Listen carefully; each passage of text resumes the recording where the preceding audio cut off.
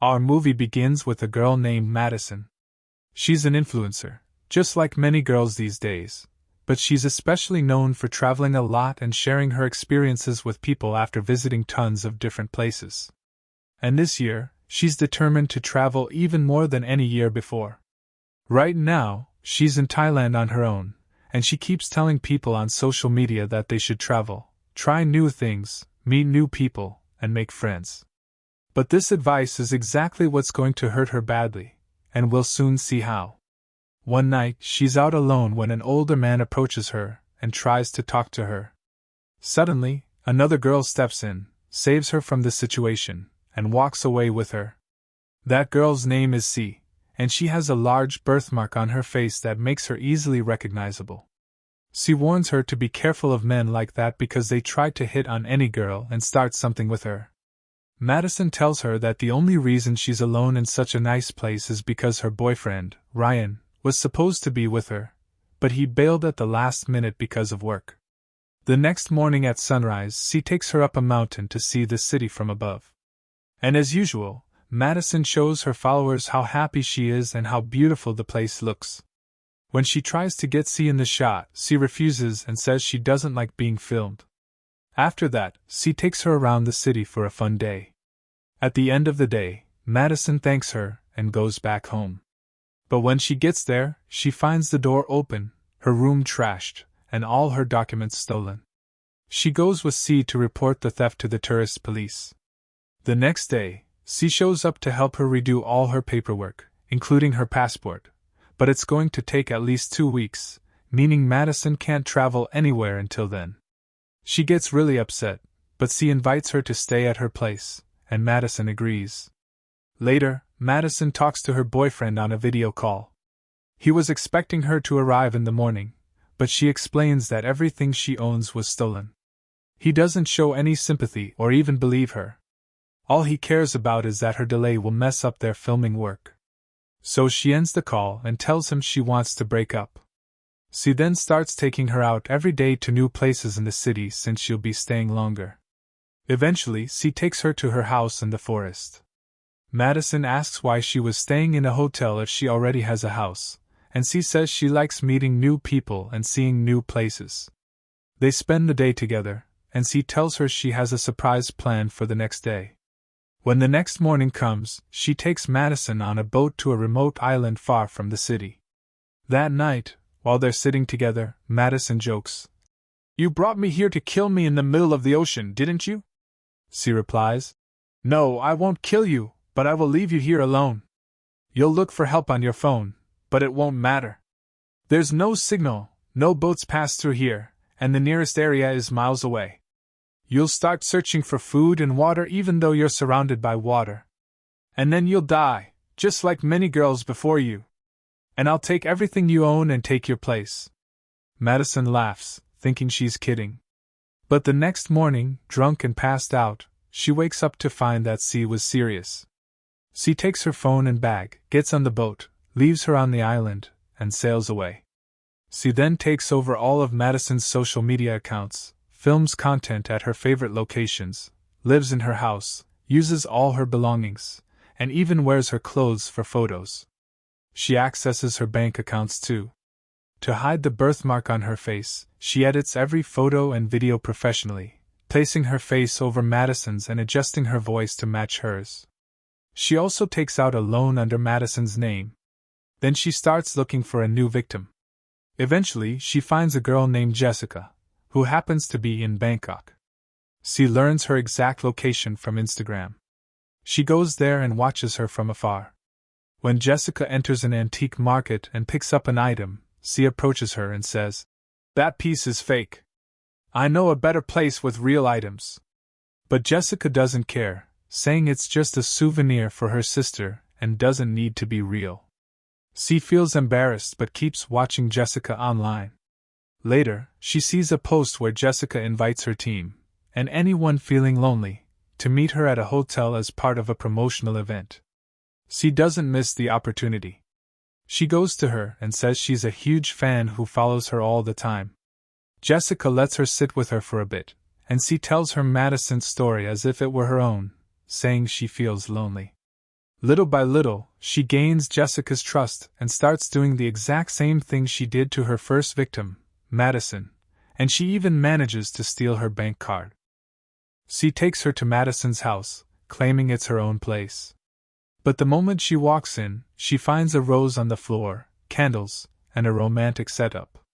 Jessica tells her, "Looks like your boyfriend is back and planned a surprise for you." C is shocked, and suddenly Ryan appears, seeing them both there. He asks, "Who are you?" C responds, "I'm Madison's friend, and Madison has traveled." They all spend the night in the house. The next day, Madison, through her account that C controls, calls Ryan and tells him to leave the house, and that their relationship is officially over. But he insists she should come back and says he won't leave until they talk and fix things. It becomes clear that C was the one messaging him through a program on the computer using typed messages. Jessica comes downstairs wanting to go out, but C postpones the outing. Since Ryan is a polite and friendly guy, he offers to take Jessica out, and she agrees. C joins them. During the trip, Ryan asks Jessica how long she's known C, and she tells him it's only been a few days. Suspicion begins to grow, and they start thinking that C may be behind Madison's disappearance. Ryan is especially uneasy, knowing Madison would never let a stranger stay in her house so easily. They keep talking, and their hints become stronger. C decides to eliminate Ryan, who could ruin all her plans. Jessica becomes extremely worried and starts packing her things, determined to leave the house. When she finds C in front of her, she tells her she doesn't want to bother her, and that she isn't comfortable staying there. When C insists on driving her herself, Jessica refuses and tells her she's a liar and a manipulator, and that Ryan explained everything to her. She leaves. But C hits her instantly, causing Jessica to fall to the ground. She gets rid of her by the pool and stuffs her body inside a suitcase. Ryan arrives with a few of his friends, but C asks him to send them away. Once they leave, she executes her plan. She takes a knife and goes up to Ryan while he's asleep, but he receives a notification on his phone. When C unlocks the phone, she finds a picture of Jessica with C in the background. She decides not to kill him so no one can link his disappearance to Jessica's because her face appears in the photo. The next morning, Ryan comes downstairs to find that she prepared breakfast for him. She apologizes for what happened the night before and tells him Jessica was here but left immediately. He checks his phone and finds pictures of Madison with another guy. She tells him that it's her new boyfriend. Later, when Ryan goes to a quiet place, C follows him and tells him she's broken, that she likes him, and that she has feelings for him. Back at the house, she makes him a drink and slips a sedative in it. When he passes out, she takes him back inside, removes all his clothes, and unlocks his phone with his face to delete Jessica's photo, the one showing C in the background, so she won't be connected to Jessica's disappearance. The next morning, she convinces Ryan that something happened between them the night before. He becomes furious and decides to leave.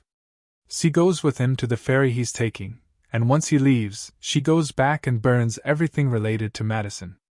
Ryan remembers his memories with Madison, how they first met, and how he helped her become a famous influencer. He then goes to the place where Madison was photographed with her new boyfriend. He asks the worker about her, but she says Madison isn't there. He then goes down to the hotel bar, where he meets the same man Madison met earlier. He asks him about her. The man tells him he knows her and that she was here a week ago. He adds that the picture couldn't have been from yesterday because the sky was clear in the photo, while they're currently in the rainy season and haven't seen the sun in a long time. Ryan realizes something is very wrong. He calls Madison's friend and asks when he last spoke to her. The friend says it was a week ago, and he's certain she isn't in a new relationship because she would have told him. She wouldn't hide something like that from him. After the call, Ryan opens Madison's photos and looks through them slowly. He notices a birthmark on her face and finally realizes that C was impersonating Madison. The next morning, he goes to the house where C is staying and finds her bag with Madison's journal inside. He reads the last thing Madison wrote, then waits for C to return and knocks her out with a blow to the head. When she wakes up, she finds herself tied up. Ryan confronts her, saying he knows nothing happened between them and demands to know where Madison is, or he'll call the police. She threatens him, saying the police won't believe him, but he'll be the one in trouble for hitting and restraining her. Ryan decides to free her legs. She gets up, and as he's distracted, she attacks him and pushes him into the water. She jumps in after him and strangles him until he dies. Then she drags his body to the boat, takes a shower, and posts from Madison's account accusing Ryan of assaulting and beating her, along with his picture and the accusation. She also takes Madison's engagement ring from her bag and wears it. The next day, she heads to the island to dispose of the bodies. When she arrives, she finds a piece of wood with writing carved into it, and pieces of wood prepared for a fire. She realizes Madison is still alive. She grabs a shovel and begins searching the island to kill her. She keeps walking until she finds 2 wooden markers. Suddenly, Madison attacks her from behind, knocking C to the ground. Madison then gets on the boat and escapes after seeing Ryan dead on the deck. C is still alive but left alone on the island to suffer the same fate Madison and others endured. And that's how the movie ends. Don't forget to like and comment if you enjoyed the film, and subscribe to the channel.